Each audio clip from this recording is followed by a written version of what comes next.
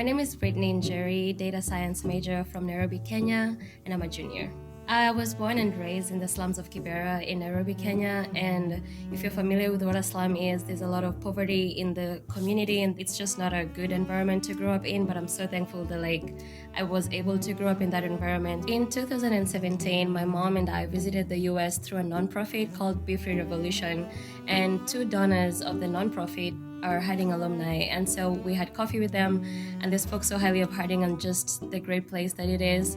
And so I went back home so excited, and I was like, God, I have to come to Harding because I love the place. Instantly they told me about it. And so in 2019 I moved to the US through Be Free Revolution. They found a program called Life Leadership in Memphis, which I did for a year. Of course, coming to America is always everyone's dream in Africa. I think so, because there's just so many more opportunities here. But also, people forget the fact that coming to a whole different country is very challenging. For me, I experienced a lot of culture shock coming to America, because at first I was so excited. I went to a whole year just being excited about drive-thrus, Chick-fil-A, all this stuff.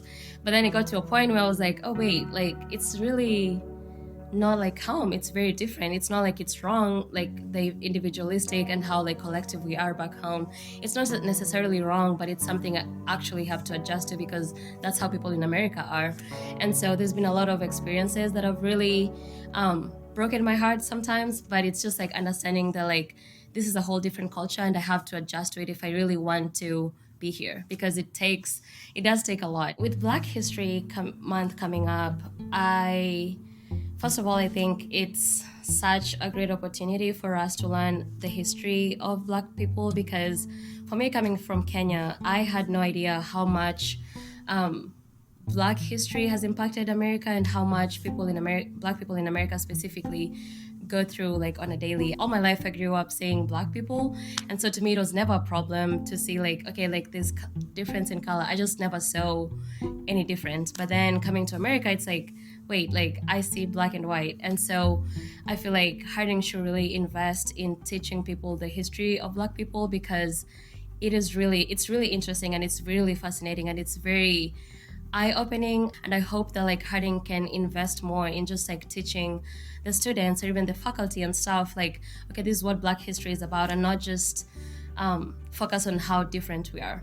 Maybe teach people what Black history is, and then maybe that way, you never know, that's where unity starts, just learning, okay, this is what this person is going through, so maybe I can just even find ways to empathize and sympathize with people. I have had a lot of friends in my life, specifically Black friends, who really helped me learn Black history, learn how to navigate through this different culture.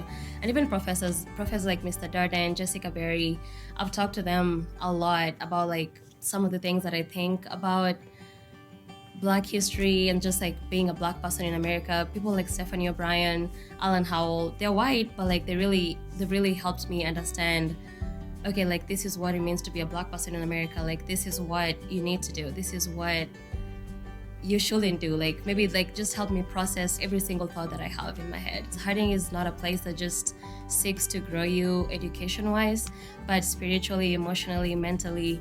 Either it's through the counseling services or the chapel every day. Professors being so willing to pray with you and just read the Bible with you, help you understand yourself, help you grow, help you get to know yourself better. It's been amazing to just be here, and I love waking up every single day knowing that I have people in my corner who are there to support me and love me no matter what.